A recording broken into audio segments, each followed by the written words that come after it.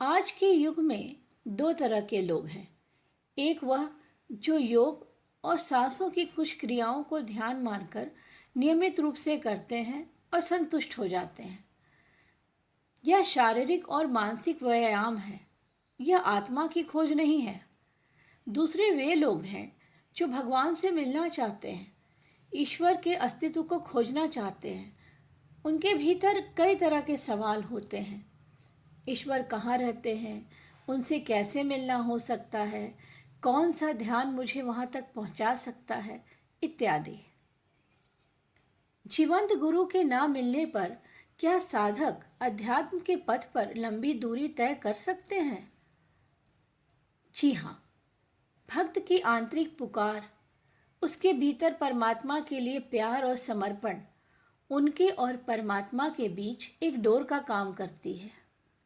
यह डोर बहुत बारीक होती है, पर इतनी मजबूत कि साधक इसे थामे रखे तो वह ईश्वर तक पहुंच जाता है। जैसे हनुमान जी के हृदय में राम सीता का वास है, वैसे ही अगर भक्त के हृदय में पवित्रता हो, उसमें ईश्वर का वास हो, तो पूरा ब्रह्मांड भक्त की मदद करता है, उसे रास्ता दिखाता है। पूरा ब्रह्मांड जीवंत गुरु बन जाता है। परमात्मा बच्चों की हर बात को सुन रहे हैं, देख रहे हैं। जब भक्त की पुकार गहरी होने लगती है, उसका कोई प्रश्न गहरा होने लगता है, तो उसे किसी न किसी माध्यम से जवाब मिल जाता है। कभी उसे फूलों के खिलने से जवाब मिल जाता है, कभी बादल के गरजने से जवाब मिल जाता है, कभी कभी किताब पढ़ते पढ़ते किसी लाइन से उसे जवाब मिल जाता है। यह बिल्कुल वैसा ही है जैसे भगवान बुद्ध को गरीब से, बीमार से और मृत व्यक्ति को देखकर जवाब मिले थे। आध्यात्मिक यात्रा में भक्त कई तरह की परीक्षाओं और स्थितियों से गुजरते हैं, और ऐसे में उन्हें यह इच्छा होती है कि कोई जीवंत गुरु होता जो मेरे सवालों का जवाब देता, मुझे राह दिखाता। अगर आपकी पुकार गहरी है, सच्ची है, तो आपको जीवंत गुरु भी मिल जाते हैं। यही नहीं, बहुत सारी अशरीरी दिव्य आत्माएं और सिद्धों का आशीर्वाद भी प्राप्त होता है। जब आपके जीवन में जीवंत गुरु आते हैं तो आपकी आध्यात्मिक गति तेज हो जाती है। जीवंत गुरु वह हैं जिन्होंने अपनी यात्रा पूर्ण कर ली है।